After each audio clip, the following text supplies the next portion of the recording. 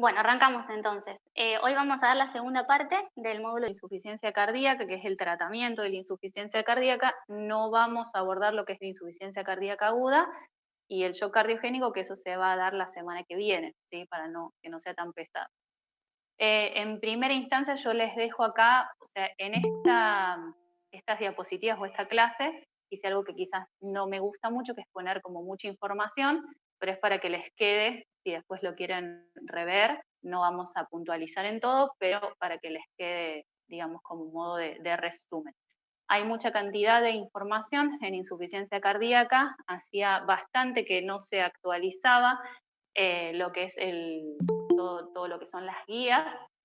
Nosotros, o por lo menos yo ahora en estas clases, me baso más que nada en la Sociedad Europea de Cardiología, la Sociedad Americana de Cardiología, la canadiense y lo que son las sociedades argentinas, ¿sí? Vamos a tener dos grandes momentos, digamos. Uno fue en el 2016, en el cual tenemos la guía formal y completa de la Sociedad Europea, que es la que ven acá arriba, y este año va a salir la guía completa del 2021, ya completamente actualizada, y tenemos algunos adelantos por el Congreso, ¿sí?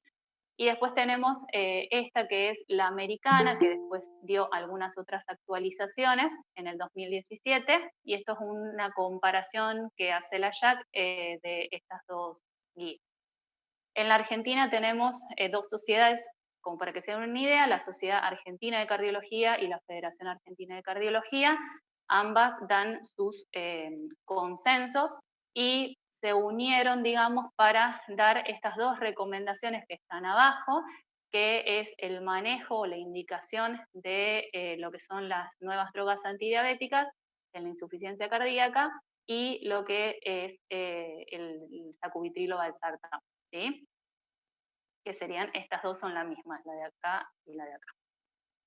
Bueno, y acá están las nuevas, que es, después las vamos a ir viendo a lo largo de toda esta clase.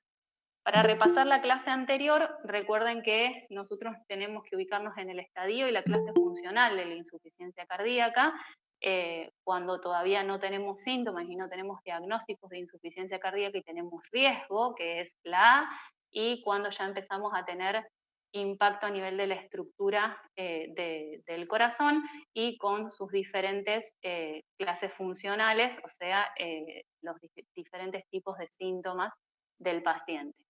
Y en cuanto a la fracción de eyección, que es lo más importante porque es lo que vamos a dividir el tratamiento, tenemos los pacientes, recordando, los que tienen menor o igual a 40% de fracción de eyección, que son los que tienen fracción de eyección reducida, que es lo que más vamos a hablar en esta clase, los que tienen fracción de eyección preservada, que son mayores o igual a un 50%, y los que hasta las nuevas guías se hablaba de rango intermedio y ahora se va a hablar de levemente reducida, una cuestión semántica. ¿No?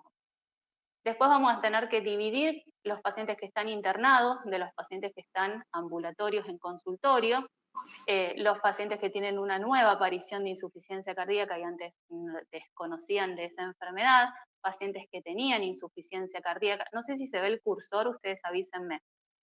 Los pacientes que tienen descompensación de una insuficiencia cardíaca ya diagnosticada, que ha estado progresando su clase funcional, ¿sí? O su estadio, y esto es algo relativamente nuevo que habla de la insuficiencia cardíaca optimizada, porque muchas veces nosotros caemos en la idea de decir que el paciente está estable, entonces no tenemos que hacerle nada más, y eso no es así. Entonces, hablar de una insuficiencia cardíaca optimizada quizás nos da la idea de que uno tiene que darle todo el tratamiento médico, o sea, farmacológico y no farmacológico, que esté recomendado por las guías, que sea el mayor tratamiento que el paciente tolere y que esto es un continuo, ¿sí? Uno tiene que tratar en todo momento del consultorio o de una internación de ir buscando aumentar esas dosis y aumentar ese tratamiento, ¿sí? En cuanto al paciente hospitalizado, lo vamos a ver, tenemos varios estadios en cuanto lo admitimos, lo estabilizamos antes del alta, el seguimiento temprano y el seguimiento tardío, esto lo vamos a ver la semana que viene, y en cuanto a las diferentes condiciones del paciente, que yo les mencionaba en la clase anterior, que tenemos que tener en cuenta la etiología, o sea, lo que llevó al paciente a tener insuficiencia cardíaca, que es importante para el tratamiento, y las diferentes enfermedades que van a anteceder o desencadenar y perpetuar esta insuficiencia cardíaca, ¿sí? Estos dos puntos del final son muy importantes, la edad, la fragilidad del paciente, y esto que habla de la farmacia y logística. Nosotros vamos a ver a lo largo de esta clase que han salido muchas drogas nuevas. Esas drogas son espectaculares y son como muy atractivas, pero hay que tener en cuenta qué paciente yo tengo adelante, ¿sí? No a todos les voy a poder dar el mismo tratamiento si ese paciente no lo va a poder sostener en el tiempo. No tiene sentido que mi paciente deje toda la medicación por una cuestión de cantidad de pastillas, por una cuestión de económica, porque, digamos, no estoy cubriendo un objetivo por más que las guías me digan que es el tratamiento de primera línea, ¿sí? Bueno, esto para que les quede, siempre tengan en cuenta que vamos a tener un estadio A en el cual mi corazón está normal, un estadio B que podemos tener toda esta variedad, ¿sí? Puede tener un corazón dilatado, un corazón que está con una hipertrofia concéntrica, que está remodelado apenas, y en los estadios ya C y D, que son los que ya tenemos síntomas, vamos a tener estos dos cambios estructurales con todo lo que eso lleva, que puedo tener fracción de eyección preservada o ya deteriorada cuando ya está dilatado, ¿sí? Vamos a hablar rápido de lo que es el paciente con fracción de eyección conservada o en rango medio, que ahora se va a empezar a decir levemente reducida. Esto a grandes rasgos no tenemos realmente un tratamiento que baje la mortalidad. A veces uno se tienta en aplicar el mismo tratamiento para un paciente con insuficiencia cardíaca con fracción de eyección reducida a este tipo de pacientes y realmente no tenemos evidencia que esto nos mejore la mortalidad, ¿sí? Sí, lo que vamos a apuntar en este tipo de pacientes es a aliviar los síntomas, ¿sí? Y mejorar la calidad de vida. Generalmente son pacientes más añosos y vamos a ir tratando cada comorbilidad que tenga el paciente o cada enfermedad que tenga el paciente, ¿sí? Pacientes hipertensos, quizás están más recomendados los diuréticos, los IECA, los ARA, que vamos a ver más adelante un repasito de cada uno, o la espironolactona, por ejemplo, pero en cuanto a las recomendaciones, vamos a tener que detectar las comorbilidades y centrarnos más bien en los síntomas del paciente, ¿sí? Por eso siempre está más recomendado la parte de los diuréticos o más evidenciado porque nos basamos más que nada en las comorbilidades del paciente, ir tratando cada enfermedad, y en los síntomas que es con los diuréticos, ¿sí? En cuanto a la indicación del sacubitrilo valsartán, que es una de las drogas que ya vamos a ver más específicamente, en los pacientes que tienen fracción de eyección preservada, que son los que tienen más de un 50%, en este tipo de pacientes en general no está recomendado por el momento el uso. Sí hay ciertos tipos de pacientes que uno podría considerar, pero realmente no hay una recomendación fuerte para utilizar, ¿sí? Y en cuanto a los pacientes que tienen levemente reducida o en rango medio, que es como se llamaba antes, vamos a poder considerarlo, pero tampoco es que hay, digamos, un peso muy grande como en los que tienen fracción de eyección reducida, ¿sí? Por eso es importante eh, que ustedes recuerden la clase anterior de los tres grandes grupos de insuficiencia cardíaca, ¿sí? Bueno, entramos en lo que es fracción de eyección reducida. Vamos a empezar por, todos quizás quieren ir a la parte de los fármacos, pero me interesa este cuadro que es de la Sociedad Europea de Cardiología, de una de unas recomendaciones que emitieron, que es más allá de las guías, que es del 2020, es del año pasado, bastante nueva, en el cual nos abre un poco la cabeza de que la insuficiencia cardíaca con deterioro severo o fracción de eyección reducida no solo va a ser responsabilidad del cardiólogo, ¿sí? Vamos a estar en todos los niveles de atención enfrentándonos a este tipo de pacientes, entonces es importante que todos conozcamos cómo manejarnos con estos pacientes. Entonces arma este algoritmo en donde tenemos un paciente que va a acudir a la atención primaria y este paciente puede ser un paciente que tenga sospecha de insuficiencia cardíaca. Yo lo veo en un centro de atención primaria y la verdad que me parece que podría llegar a tener insuficiencia cardíaca. Yo lo tengo que remitir a un cardiólogo, ¿sí? O una cardióloga. Ahora este paciente ya tiene un diagnóstico de insuficiencia cardíaca, entonces yo tengo que ver si está compensado o no está compensado, ¿sí? Si no está compensado, lo veo mal al paciente, hemodinámicamente o bueno, los criterios que después vamos a ir viendo, hay que ver si tiene criterios de gravedad o no, ¿sí? Está descompensado, pero quiero saber si es muy grave o no, ¿sí? Ahora, ¿cuáles son los criterios? Los que tienen acá, ¿sí? Tenemos un paciente que está en clase funcional 4, o sea que es un paciente que tiene disnea de reposo, ¿sí? Sospecho que está en edema agudo de pulmón, tiene síncope, tiene un bloqueo auriculoventricular de segundo o tercer grado, tiene una taquicardia que está muy sintomático, lo está descompensando, o hay una demanda muy grande del paciente que esto lo contempla, bueno, entonces hay que remitirlo a una guardia, ¿sí? Una vez que ingresa el paciente, se hace todo un sistema que después vamos a ver en la clase que viene, y se va de alta. Ahora, ¿qué vamos a hacer en el alta del paciente? Se puede ir a lo que se llama internación domiciliaria o vamos a ir optimizando el tratamiento y siguiéndolo en atención primaria. Acá no está nombrando todavía al servicio de cardiología, le da un peso muy importante y después vamos a ver qué tipo de paciente, porque no podemos manejar todos el mismo tipo de pacientes, pero sí es importante que lo conozcan, ¿sí?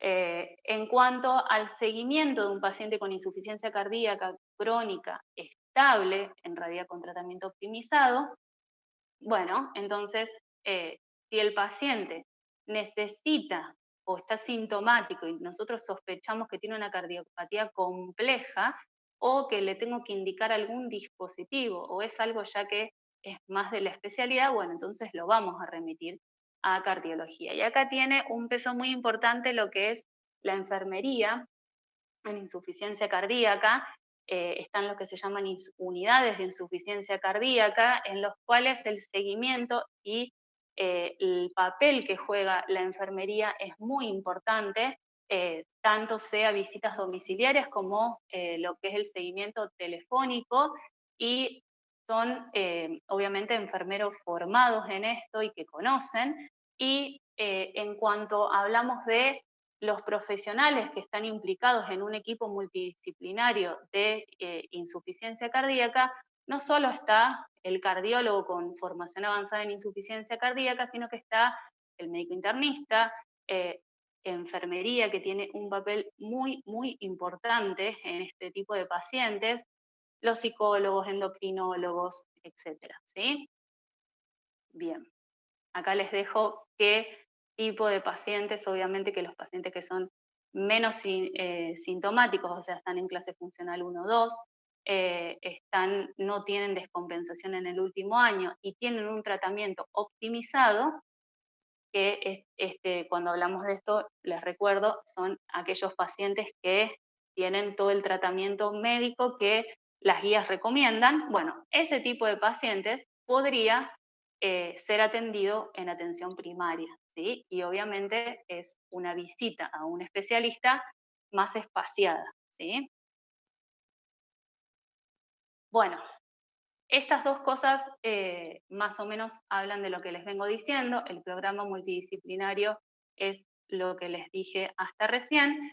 Y la estrategia de autogestión es sumamente importante. El paciente tiene una enfermedad crónica que tiene que conocer, que tiene que responsabilizarse, y la autogestión del paciente en su enfermedad ir dándole pautas de alarma, ir conociendo su cuerpo y conociendo su enfermedad, ayuda mucho a lo que es a la disminución de la mortalidad y a los mejores resultados, ¿está bien?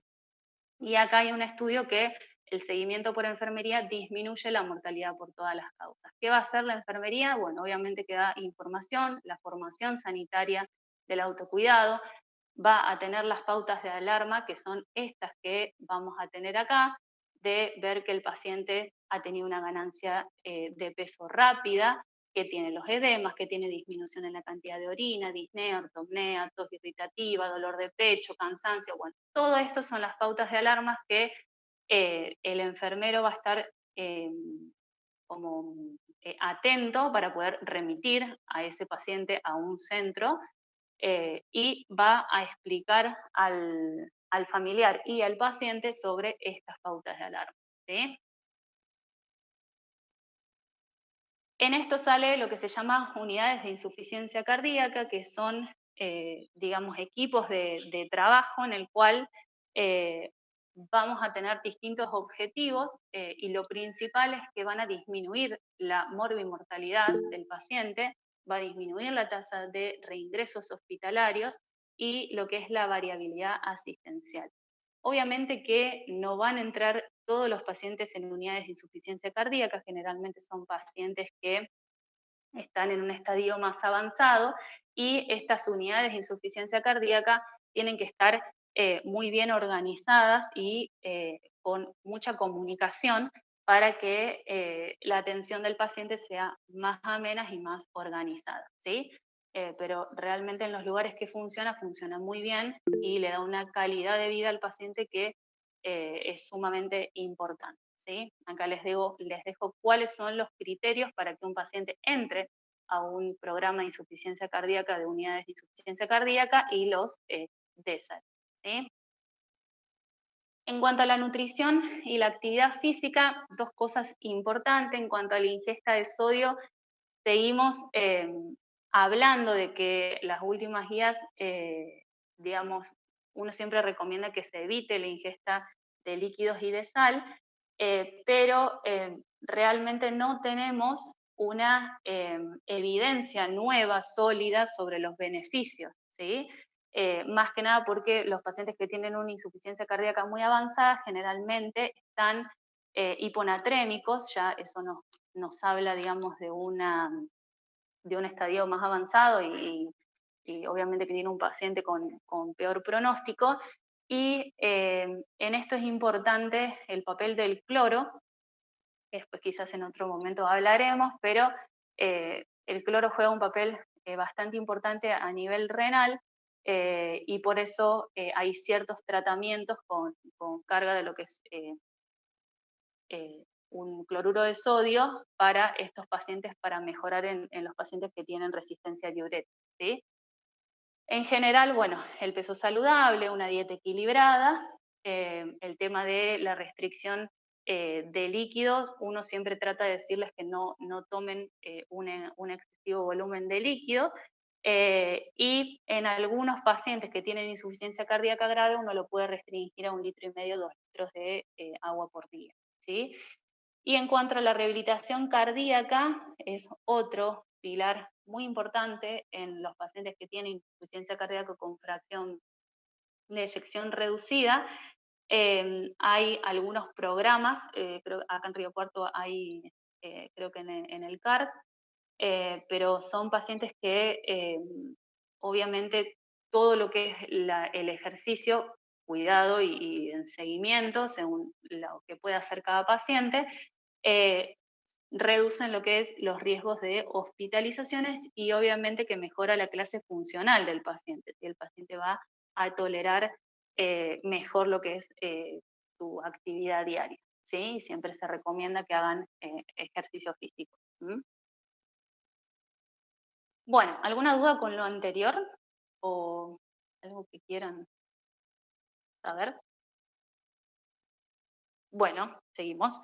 En cuanto a los fármacos, vamos a hablar de, ahora hay unos 4 pilares importantes en el tratamiento. En la nueva guía de la Sociedad Europea ya digamos, siempre estuvieron, pero había un escalonamiento del uso de los fármacos según, digamos, si los pacientes seguían sintomáticos o no, y ahora realmente esto no está recomendado ir como agregando, sino que uno tiene que tratar de empezar con todo junto, y son fármacos que me van a modificar la evolución de la enfermedad y me modifican la mortalidad, que es lo más importante en esto, ¿sí? Dentro de esos vamos a tener los IECA y los ARA, los beta bloqueantes, los inhibidores del receptor de mineralocorticoides, los ARNIs, que es el sacubitrilo valsartán, y los nuevos hipoglucemiantes, que es el inhibidor del receptor SGLT2. ¿Sí? Bueno, acá están, digamos, todos los estudios que fueron evidenciando la disminución de mortalidad. ¿Mm? Entrando en esto, vamos a ver primero esta figura, ¿sí? Que tienen acá arriba con el corazoncito. Nosotros en la clase pasada habíamos dicho que teníamos principalmente 3 grandes sistemas, digamos, que van a estar activos y que van a ir perpetuando todo lo que es la insuficiencia cardíaca, ¿sí? Lo que es el sistema nervioso simpático, lo que es el sistema renina-angiotensina-aldosterona y lo que son todos los péptidos natriuréticos. ¿Está bien? Ahora nosotros tenemos que tratar de actuar en cada parte, digamos, de esta cascada para ir bloqueándola y tratar de evitar esta perpetuación de la insuficiencia cardíaca, ¿sí? En cuanto al sistema nervioso simpático, bueno, vamos a tener los beta bloqueantes, ¿sí? El sistema renina-angiotensina-aldosterona, vamos a tener los IECA, los ARA2 principalmente. Y en cuanto a lo que son los péptidos natriuréticos, vamos a tener el sacubitrilo valsartán, que va a inhibir tanto lo que es la vía, digamos, de los péptidos natriuréticos, inhibiendo la neprilicina, que ahí vamos a ver bien, y también a nivel del sistema renina-angiotensina-aldosterona, ¿sí? Ya vamos a ver bien por qué es importante esto cuando hablemos de sacubitrilo valsartán, ¿sí? Lo otro importante es que hay una gran vía que es la de la GMPC cíclico, no, digamos, no me quiero como centrar mucho en esto para no aburrirlos, pero sí es importante para que ustedes sepan que todo lo que es la vía del GMPC cíclico me va a producir vasodilatación, me va a bajar la fibrosis cardíaca, la hipertrofia, me va a aumentar la natriuresis y la diuresis, entonces esto es algo muy beneficioso que yo tenga activo, ¿sí?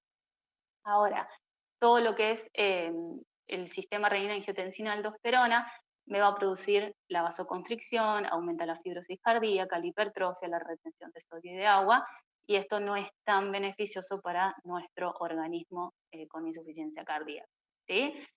Repasando rápido, teníamos el angiotensinógeno, que es catalizado por la renina, me va a transformar en angiotensina 1, y que esta por la enzima convertidora de angiotensina se va a transformar en angiotensina 2, que va a venir a actuar en este nivel, como yo les mostraba en esta imagen de arriba. Y todo esto nosotros tenemos que tratar de ir inhibiendo en cada cascada para evitar esto que es la vasoconstricción, la fibrosis cardíaca, la hipertrofia, la retención de sodio y agua, ¿sí? Las guías del 2021 tenemos lo que les decía, que antes era un tratamiento escalonado. Nosotros primero poníamos una medicación, veíamos si el paciente no respondía, le agregábamos la siguiente. Bueno, ahora todo esto que era más piramidal, tanto en la guía canadiense, que es la que está acá en rosita, como lo que va a venir ahora, que es lo que está acá en verde, que es la guía europea, ambas concuerdan en que tengo que empezar con 4 grupos, por lo menos estos 4 grupos de fármacos, desde el inicio y lo más pronto posible, ¿sí? Entonces, vamos a empezar con un IECA o un ARA2. Lo ideal sería que sustituir estos dos y directamente iniciar con el sacubitrilo valsartán, agregar un beta bloqueante, agregar lo que es la espironolactona eh, o la plerrenona y agregar un inhibidor, que estos son los nuevos hipoglucemiantes orales, que es el inhibidor SGLT2. ¿Sí?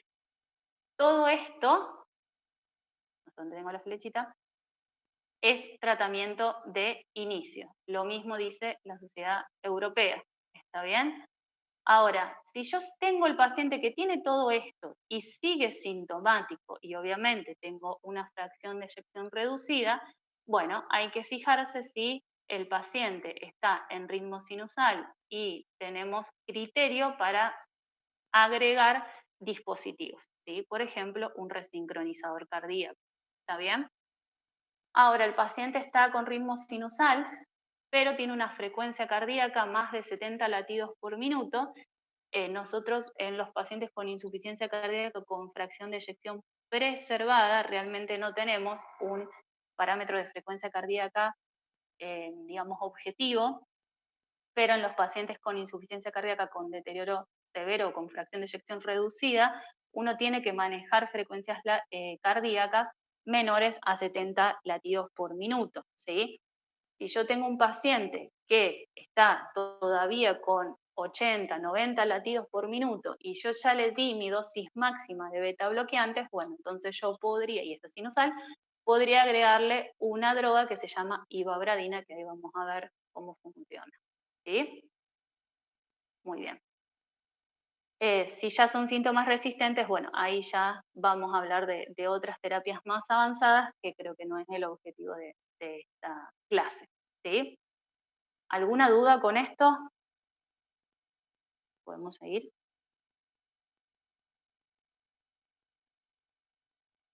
Bueno, bueno.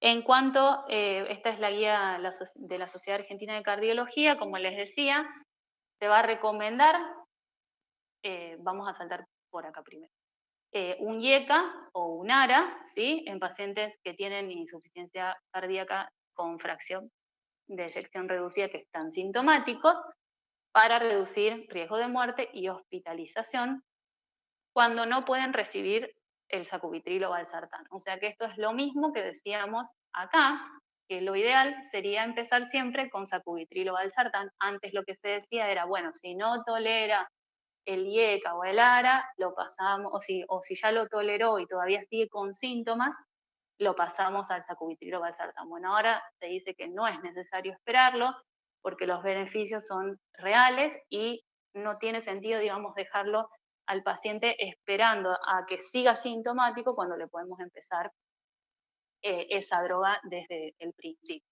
¿sí? Y solamente dice que los IECAS van a estar indicados en pacientes que están asintomáticos con una disfunción sistólica del ventrículo izquierdo. Es medio inespecífico. Y en aquellos que no tienen, digamos, los costos económicos para cubrir el sacubitril o valsartán, que no lo toleraron. ¿Está bien? Ahora, ¿qué pasa con los diuréticos? Los diuréticos solamente los van a recomendar, la furosemida, en pacientes que van a tener signos o síntomas de congestión. O sea, son pacientes que están congestivos, pero uno tiene que tratar de retirarlos porque no me sirve de nada tener un paciente con furosemida, está en peso seco y eso hace que baje la presión arterial y yo le tenga que sacar el sacubitril o valsartán porque no lo tolera, porque se hipotensa, pero en realidad se está hipotensando porque lo estoy secando de más, digamos, como para decirlo más fácilmente, ¿sí? Entonces uno tiene que tratar, inclusive en algunos eh, hablan de sacar la espironolactona, siempre para priorizar el sacubitril o valsartán. ¿Está bien? O sea, que uno tiene que tratar de optimizar el tratamiento y usar los diuréticos cuando el paciente está congestivo, está dematizado, está aumentando de peso, y después tratar de retirarlo y aumentar el resto de la medicación que sí van a tener un impacto en la mortalidad y los diuréticos no, ¿sí? Entonces, por eso es importante eso a tener en cuenta, ¿sí? O sea, son pacientes dinámicos, no son pacientes que yo les pueda poner una medicación y con eso van a quedar, digamos. Uno tiene que trabajarlos todo el tiempo para lograr el objetivo, que es que tenga el tratamiento completo, que le haga un cambio o tenga un impacto en la enfermedad, ¿sí? Bueno, acá dice que, bueno, esto es más o menos lo mismo, no hay ninguna cuestión. Y en cuanto a la ivabradina y a la digoxina, eh, la ivabradina habíamos hablado que es para aquellos pacientes que tienen una frecuencia cardíaca que es más de 70 latidos por minuto en reposo, a pesar de que yo les subí los beta bloqueantes eh, a la dosis máxima. ¿Está bien? Ahora, ¿cuándo voy a usar digoxina? Bueno, en aquellos pacientes que tienen insuficiencia cardíaca y esté asociado a fibrilación auricular y no tengan controlado la frecuencia cardíaca, ¿sí? A pesar de, obviamente, primero los beta bloqueantes. Bueno, esto es también para que les quede, es cómo ir acomodando el tratamiento según la clase funcional y según la fracción de eyección. Entonces, vamos a tener acá, arriba, pacientes que tienen insuficiencia cardíaca con fracción de eyección reducida, que están sintomáticos, ¿sí? Por eso estamos hablando de un estadio C. Lo mismo que dijimos, empezamos con sacubitril o valsartán de preferencia, si no, le pongo un IECA o un ARA y le puedo poner un inhibidor del receptor de angiotensina, que es la espironolactona, y un beta bloqueante, ¿sí? Y acá les dice con un diurético según se necesita. O sea, recuerden siempre, el diurético es para pacientes que están congestivos, ¿sí? Ahora, les dice, ¿el paciente tiene más de 70 latidos? Con los beta bloqueantes lo máximo que puede tolerar, bueno, entonces, y está sinusal, entonces le agrego esta droga que es la ivabradina, ¿sí?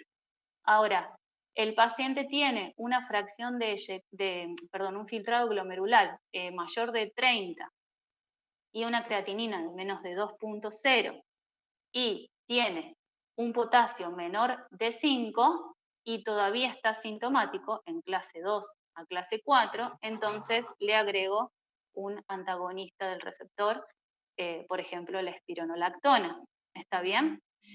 Y así les va diciendo cada uno, pero como para que vayan bien, ¿sí? Esto les dejo para que vean los objetivos de las dosis de los fármacos, que es lo que yo les decía, que no es solamente agregar el fármaco, sino es tratar de ir hacia la dosis objetivo, ¿sí? Uno tiene que ir viendo regularmente al paciente e ir aumentándole la dosis hasta la dosis máxima objetivo tolerada, obviamente, ¿sí? Por ejemplo, si yo le voy a dar bisoprolol, esto es con lo que tiene que empezar y la dosis máxima objetivo es 10 miligramos al día. Si yo tengo un paciente que todavía está en 90, 100 de frecuencia, está en 10 miligramos al día, obviamente siempre hay que ver que no esté descompensado y que eso es lo que esté causando la taquicardia, pero si el paciente está, digamos, sin signos o síntomas de descompensación, uno podría, y está sinusal, agregar ivabradina, ¿sí?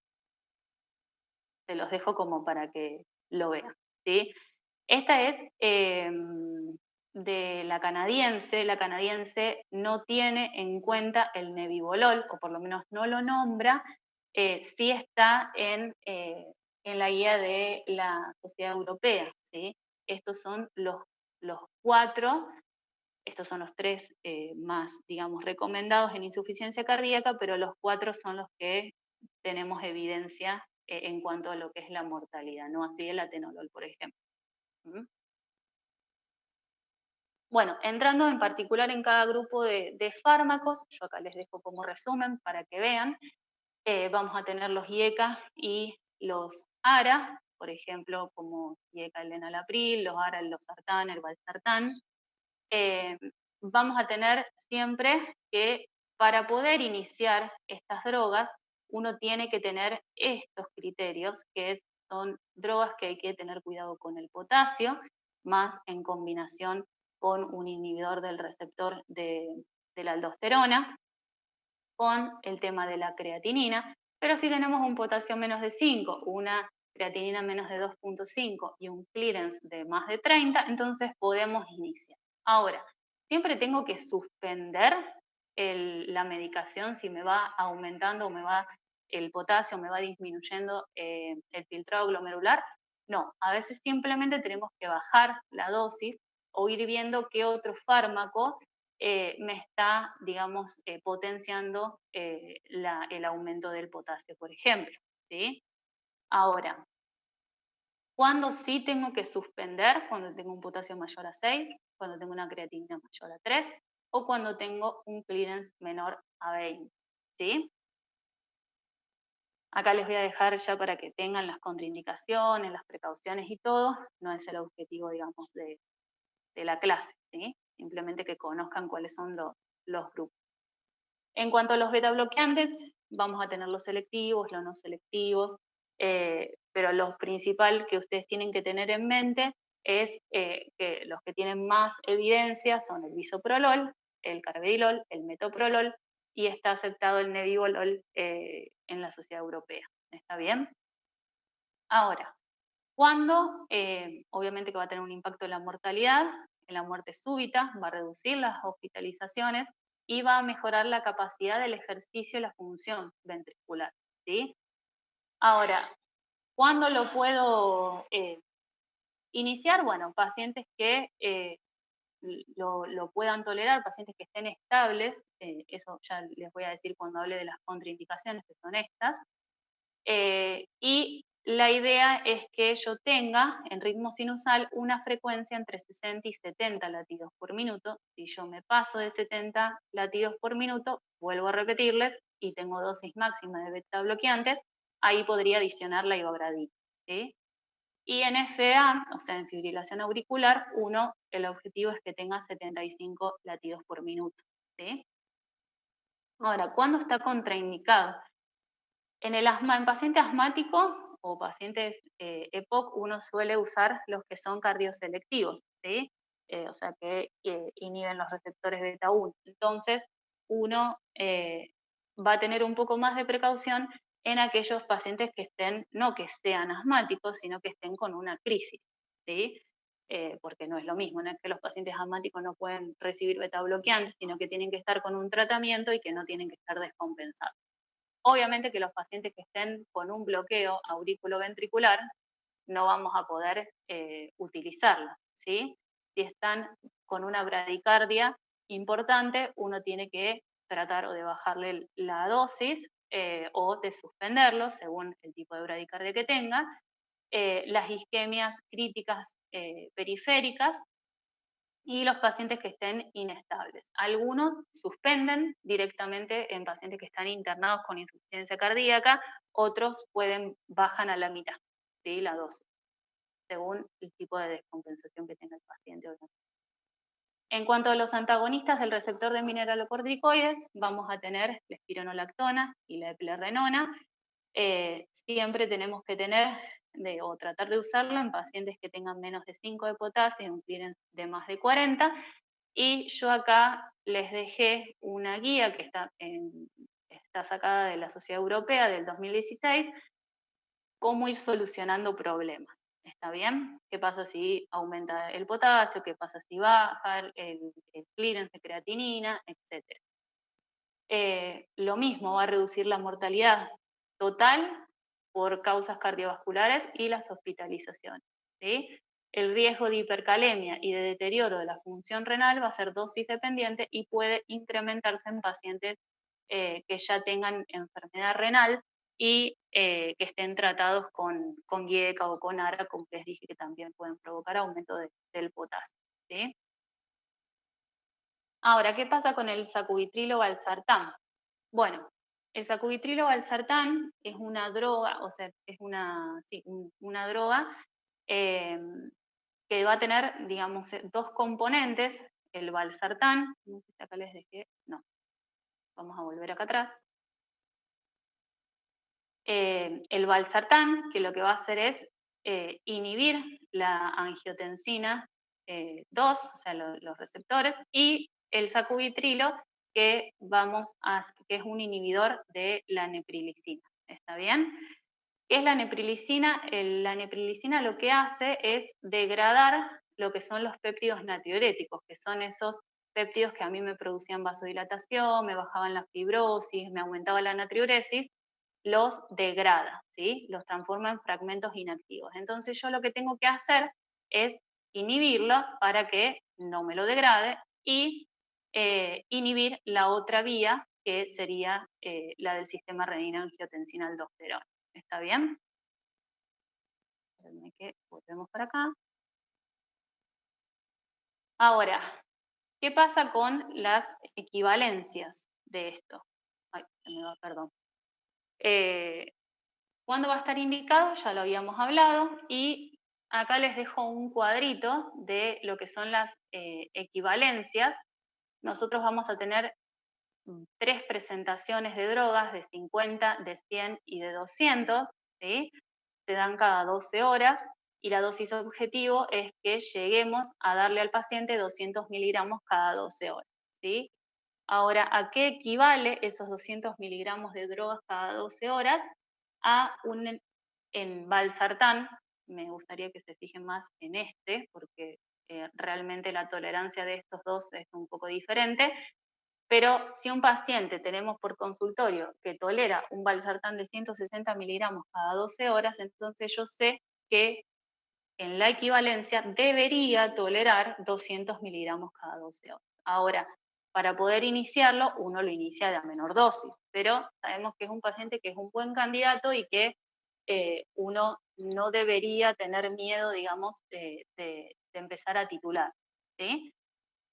¿Cuándo lo podemos dar? Cuando el paciente tiene una presión arterial sistólica, obviamente que no es hipotenso, o sea, que tenga más de 100, que tenga un clínex de creatinina mayor o igual a 30 y un potasio más de 5,4. ¿Sí? En cuanto a la insuficiencia renal, no se va a requerir un ajuste de dosis cuando tenga el paciente un clearance entre 30 y 59, pero si tiene un clearance menor a 30, la dosis inicial vamos a tener que reducirla e ir duplicándole la dosis cada 2 a 4 semanas. ¿Está bien? Bueno, las recomendaciones, acá les dejo, digamos, el resumen. Esto es de la SAC y la FAC, o sea, esto es argentino, y esto es canadiense. Los dos recomiendan que uno trate de usar el sacubitril Harney, que es el sacubitrilo valsartán, en lugar de un IECA o un ARA2 en pacientes que todavía, digamos, estén sintomáticos, y en aquellos que sean, digamos, virgen de tratamiento, uno debería, se sugiere que uno podría llegar a empezar con el sacubitrilo valsartán de un principio, ¿sí? Sí hay que tener en cuenta que si el paciente viene con un IECA, por ejemplo, viene con enalapril, uno tiene que suspenderle unas 36 horas antes la medicación, antes de titularle el sacubitrilo valsartán, porque hay un riesgo muy grande de angioedema, ¿sí? Así que traten, digamos, la idea es que se suspenda 36 horas antes el IECA, ¿sí? No así con los ARA2. En ese caso, nosotros cuando son pacientes que por ahí todavía no se deciden o no sabemos si van a poder costear el sacubitrilo valsartán, uno trata de titularle valsartán, cosa de que sea más fácil, digamos, la equivalencia en ambulatorio después para poder cambiarle al sacubitrilo valsartán, ¿sí? Bueno, y acá lo mismo, ambulatorio en disfunción ventricular asintomática que nunca desarrolló insuficiencia cardíaca, se va a evaluar el uso del sacubitrilo, y en todos los pacientes con síntomas actuales o previos, o sea, que tengamos un estadio C o D, que no tenga contraindicaciones, bueno, vamos a iniciarlo en aquellos que no van a recibir tratamientos de IECA y ARA, que esto es lo que cambió. Antes había que esperar a que esto se siga con síntomas pese a esto, y se va a cambiar en aquellos que ya vengan con este tratamiento, ¿sí? Bueno, esto también se los dejo para que sepan cómo iniciar y cómo ir titulando y cuál es el camino, digamos, tanto hospitalizado como no. Los pacientes que están hospitalizados, después los vamos a ver la semana que viene, se recomienda antes del alta, una vez que el paciente esté estable de su insuficiencia cardíaca descompensada, ya sea de novo o insuficiencia cardíaca crónica descompensada, que uno le empiece el sacubitril o valsartán dentro de la internación, ¿sí? Bueno, estos son los nuevos hipoglucemiantes orales. Eh, Hay un efecto a nivel del túbulo contorneado proximal. Eh, Vamos a tener que este cotransportador de sodio-glucosa va a tener el 90% de reabsorción y esto es lo que inhibe, por eso produce una gran natriuresis eh, y hay un efecto que todavía no está bien definido por qué a nivel del sistema cardiovascular, que va a bajar las concentraciones de sodio, baja las concentraciones de calcio.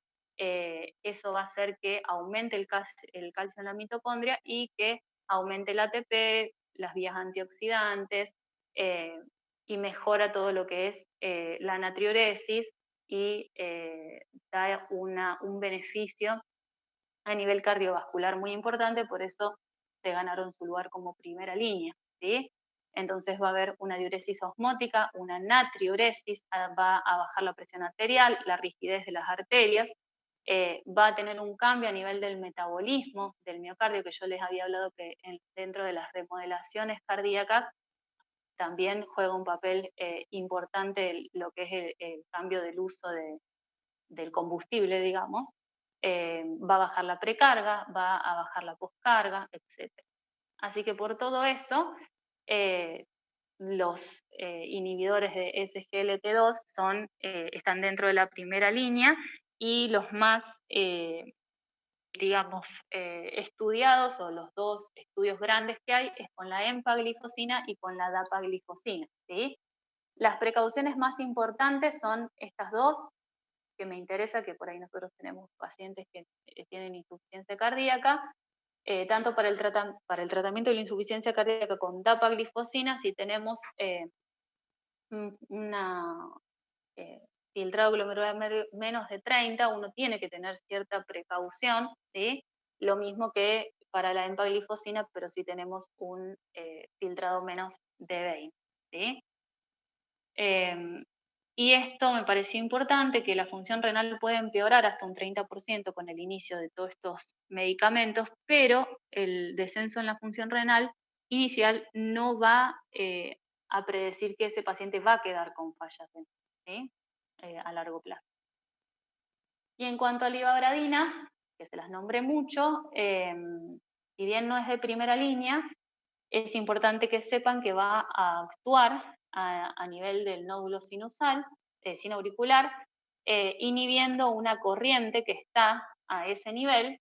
Entonces, por eso se recomienda que se usen pacientes que tengan ritmo sinusal, ¿sí? O sea, que todo lo que es el impulso eléctrico salga de acá, porque es en donde va a actuar, ¿sí? Hay otros fármacos, para terminar. La dioxina ya lo hablamos.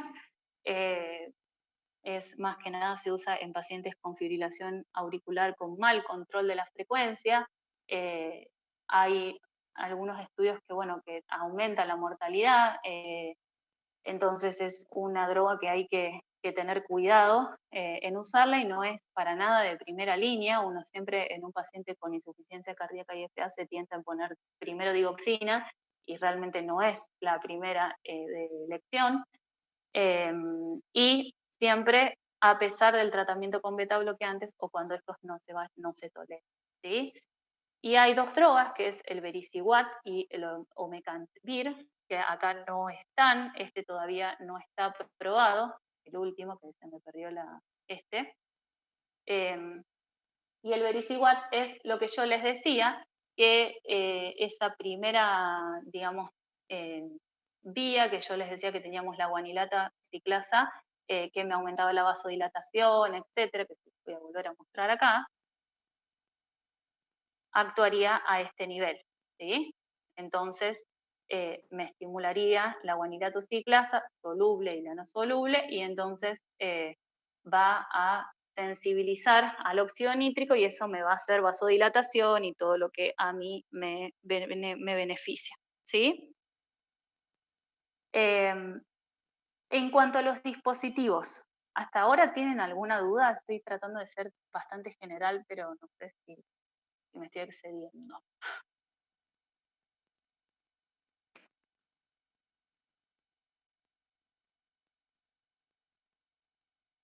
Ok.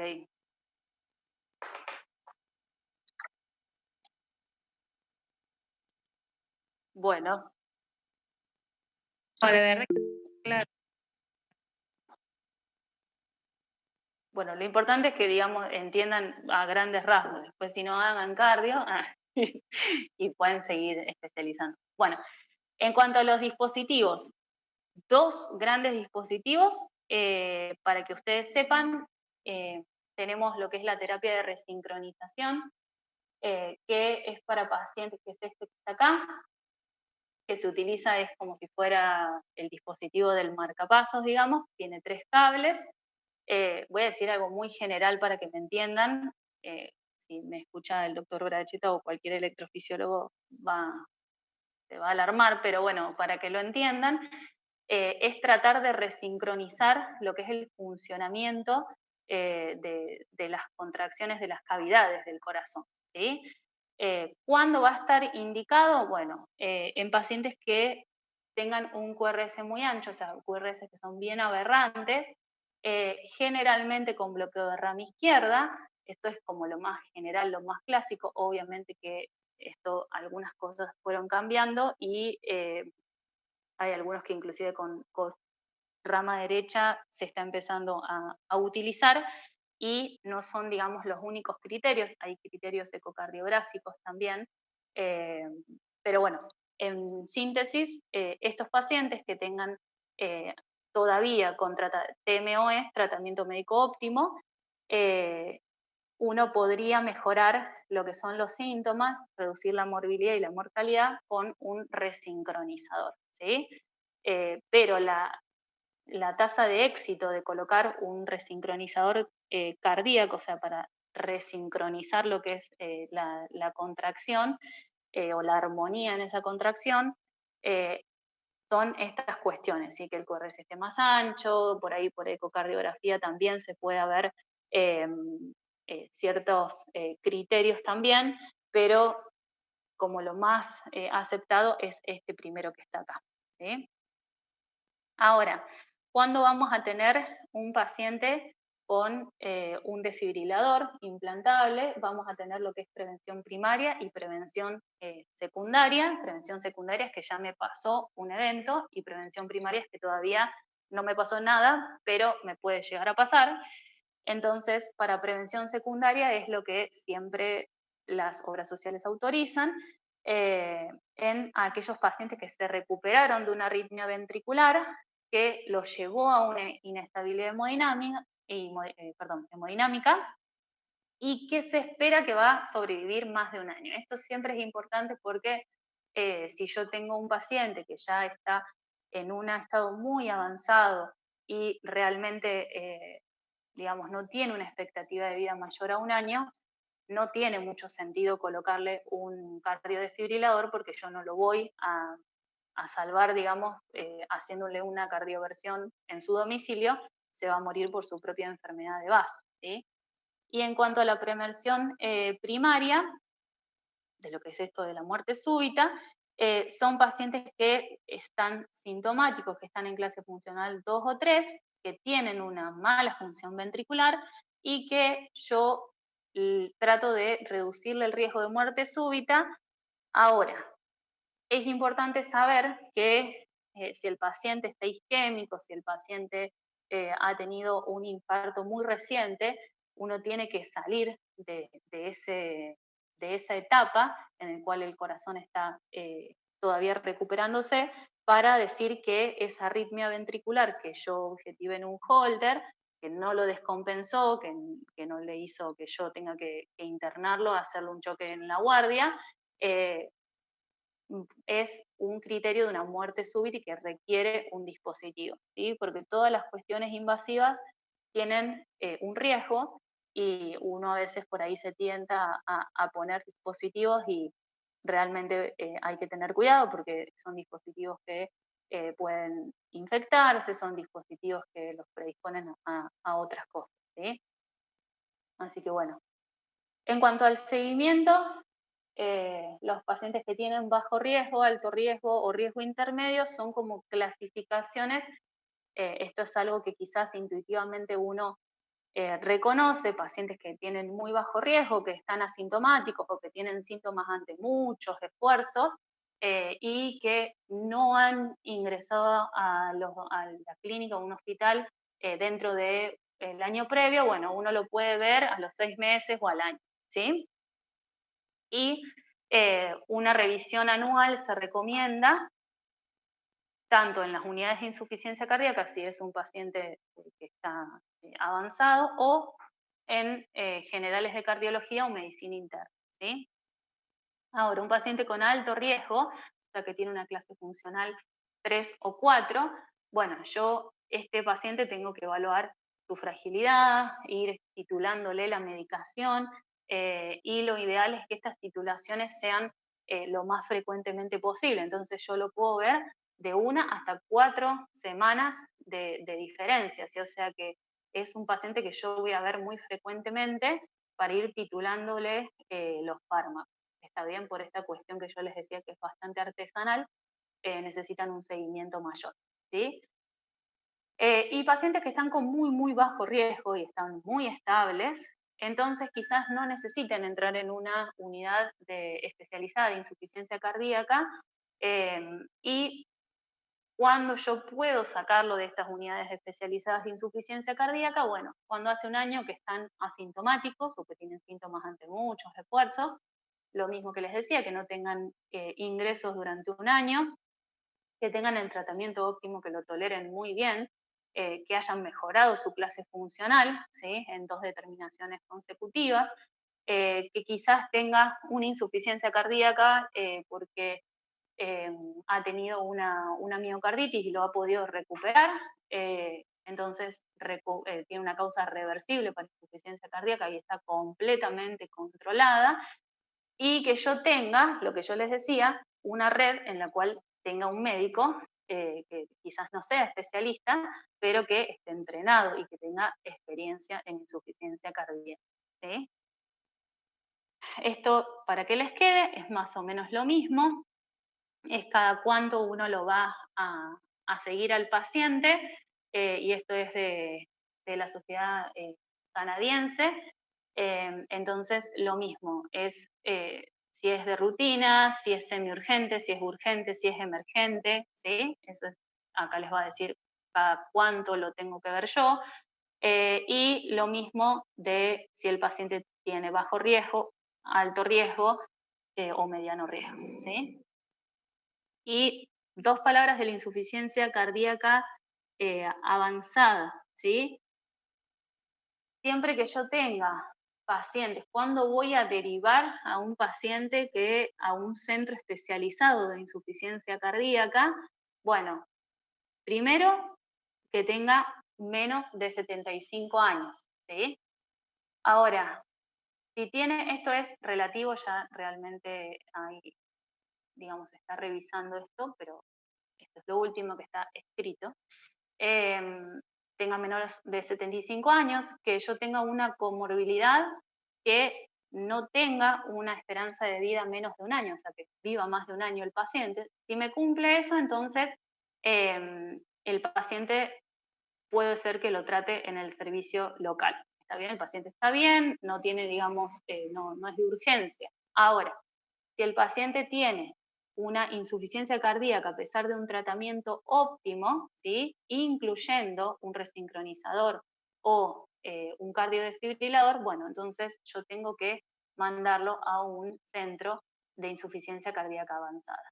Esto también es un poco relativo porque yo tampoco debería esperar para que lo vea un centro de especialistas en insuficiencia cardíaca si yo tengo un paciente joven que sé que no voy, esto es más de la especialidad, digamos, pero que yo sé que el paciente está yendo hacia un criterio, supongamos, de trasplante, yo no tengo que esperar a que el paciente esté en franco criterio de trasplante, sino que sería lo ideal que tenga una visita a un centro especializado en insuficiencia cardíaca para que haga una evaluación y determinen el seguimiento, que quizás no es necesario que vaya todos los años, como yo le explicaba, pero sí que sea un paciente que sea revisado, porque en el momento que se descompense, uno quizás tenía mucho tiempo antes para poder tratarlo o para poder ir optimizándole cosas o para poder ir controlándolo con ciertos estudios para ver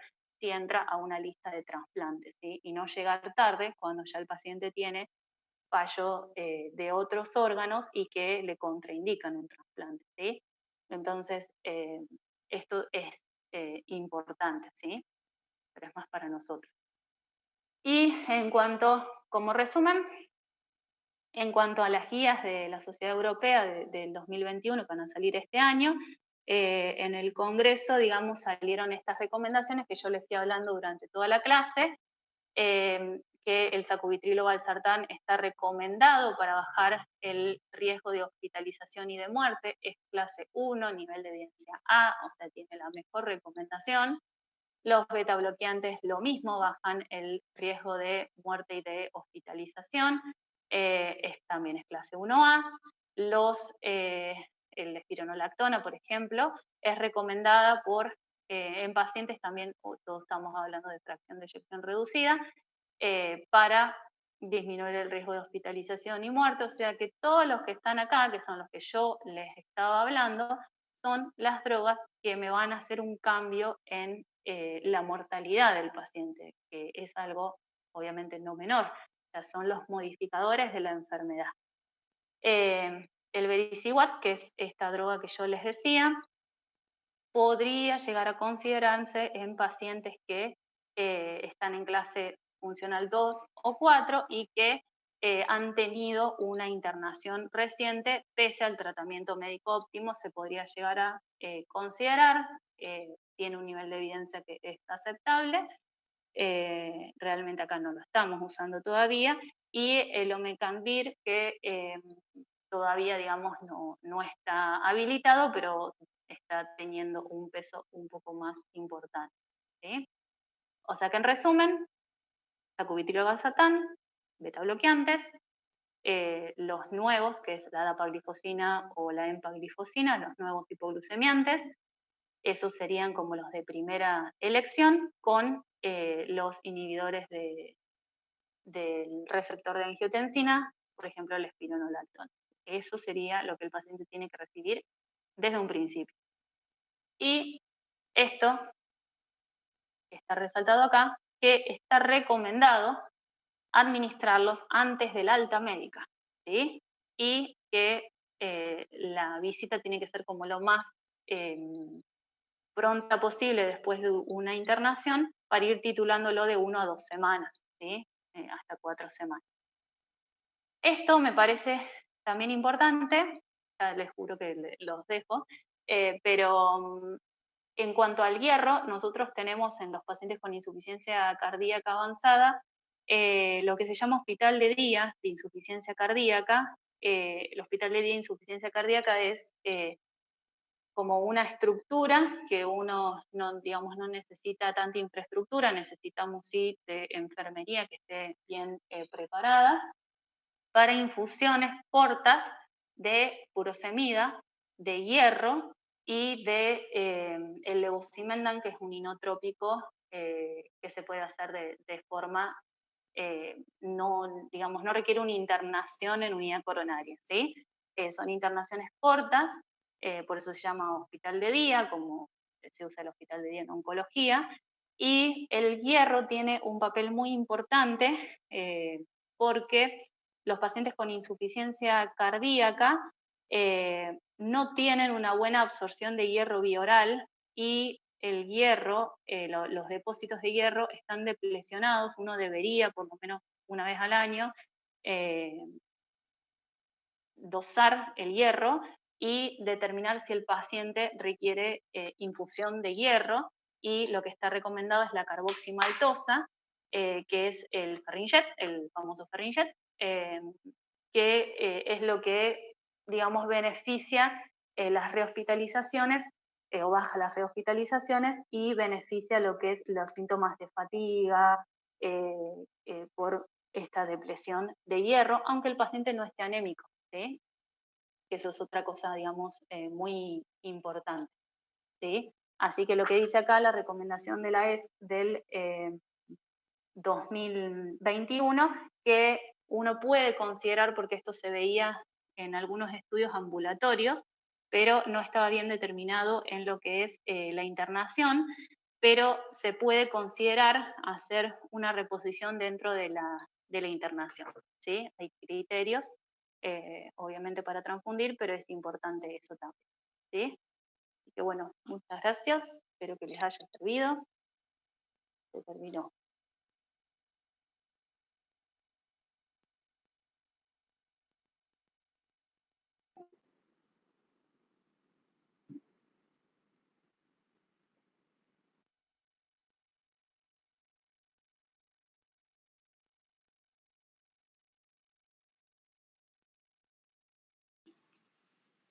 Hola, ¿me escuchan? Sí. Bueno, yo muy buena en la clase, Su, la verdad es que me estoy dando cuenta de que me hace falta actualizarme un poco también, la verdad que estuvo muy completa. Y sí quería por ahí resaltar un par de cosas, no solo de esta clase, sino de la anterior, que me parece que es lo que más les puede llegar a quedar, digamos, cuando se crucen con pacientes con insuficiencia cardíaca, ya sea en el internado o en el consultorio. Son todas cosas que ya se dijeron en las clases. Primero, que la insuficiencia cardíaca es un síndrome, es decir, por definición es un conjunto de signos y de síntomas que los podemos detectar hablando con el paciente, con un interrogatorio relativamente completo y revisando el paciente. No es imprescindible, digamos, los métodos complementarios para diagnosticarlo o para sospecharlo. Generalmente los vamos a usar eventualmente. Pero con el examen clínico, digamos, ya podemos al menos sospecharlo. En segundo lugar, que insuficiencia cardíaca no es lo mismo que deterioro de la función sistólica de la fracción de eyección, y tampoco es sinónimo necesariamente de retención de líquido. Generalmente cuando uno piensa en un paciente con insuficiencia cardíaca, lo primero que piensa es en un paciente con un corazón con cardiomegalia, con un corazón con deterioro de la función sistólica y encharcado. Eso es lo importante de la clasificación, que resalta que hay una insuficiencia cardíaca con función sistólica disminuida y tenemos insuficiencia cardíaca con fracción de eyección normal. ¿Por qué? Porque justamente la insuficiencia cardíaca, estos síntomas y estos signos se presentan cuando el corazón es incapaz de mantener el gasto cardíaco, que generalmente pasa cuando hay deterioro de la fracción de eyección, o de mantener este gasto con presiones de llenado normales, es decir, lo puede mantener pero aumentando las presiones de llenado.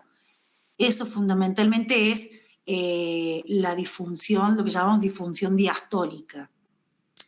La disfunción diastólica, otra cosa que es importante, o la insuficiencia cardíaca con fracción de eyección preservada, tiene una mortalidad similar a la insuficiencia cardíaca con deterioro de la fracción de eyección, o sea, no es menos grave, no es algo previo, sino que es una entidad similar que puede evolucionar al deterioro de la fracción de eyección, pero que la mortalidad que tiene es bastante similar. En cuanto a el ecocardiograma, obviamente que es necesario, lo hacemos siempre, porque nos permite fundamentalmente diferenciar, o sea, por un lado confirmar el diagnóstico, diferenciar si hay, o establecer si hay alguna causa que se pueda resolver o que se pueda solucionar. Y por otro lado, bueno, ver la fracción de eyección y clasificarlo, lo cual tiene, como ya explicó recién Suyay, tiene implicancias en el tratamiento. Si tiene fracción de eyección preservada, no vamos a usar sacubitrilo, lo que vamos a hacer fundamentalmente es controlar la frecuencia cardíaca y usar diuréticos cuando haga falta. Y si tiene deterioro de la fracción de eyección, bueno, ya entramos en las drogas que mencionó recién, en los dispositivos, etc. Y lo último, para que no sea muy largo, es el tema del tratamiento médico óptimo. Inclusive entre cardiólogos habitualmente no usamos el tratamiento médico óptimo. Ponemos un poquito de beta-bloqueantes, un poquito de diuréticos, pero yo creo que en mi vida he visto 2 pacientes que tengan 50 miligramos de carvedilol, por ejemplo, por día. O sea que el llegar al tratamiento médico óptimo, recién ahí podemos evaluar si a ese paciente le está sirviendo el tratamiento o si necesitamos avanzar un poco más. Pero el tema de las dosis objetivo de las drogas me parece que es algo que fallamos nosotros ahí en tenerlo en cuenta. Y bueno, nada más, eso es lo que quería acotar y pero muy buena la clase. Si hay preguntas, adelante. Gracias, Euge. Sí, en eso es muy importante porque quizás nosotros queremos titularle toda la medicación a un paciente que ya está en un estadio que está muy avanzado, ¿sí? Entonces, me parece como importante esto de las nuevas guías, que uno tiene como que tratar de poner todo desde un principio y no esperar a que el paciente, digamos, ya tenga una disfunción tan importante que no va a tolerar, ya está caquético, está, digamos, con un estadio demasiado avanzado que ya tiene deterioro de los otros órganos y que no lo van a ayudar a mejorar o a modificar este punto final que es la mortalidad, tanto como otro que si lo empezamos más tempranamente. Sí, lo último, prometo. Vos hablaste de los estadios. El estadio A de insuficiencia cardíaca casi nadie lo tiene en cuenta, o al menos no lo considera insuficiencia cardíaca, que sería cuando el paciente está en riesgo, sea porque es hipertenso, porque tiene diabetes, tabaquista, etc. La insuficiencia cardíaca, digamos, como se presenta porque ya hay daño de órgano blanco, o sea, ya llegamos tarde. El mejor tratamiento, obviamente, siempre es la prevención, y cuando nosotros estamos tratando a un paciente diabético, o con arteriosclerosis o con hipertensión, eso es el tratamiento del estadio A de la insuficiencia cardíaca, es decir, evitar que ese corazón tenga algún tipo de remodelado o de alteración que ya directamente genere esta alteración, esta incapacidad, digamos, de funcionar, de mantener el gasto y las presiones, y ya tengamos que pasar a otro estadio. Entonces, el estadio A es un estadio de enfermedad y que tiene también un tratamiento, obviamente bastante más económico que los últimos estadios, pero es un tratamiento igual de eficaz, o mejor.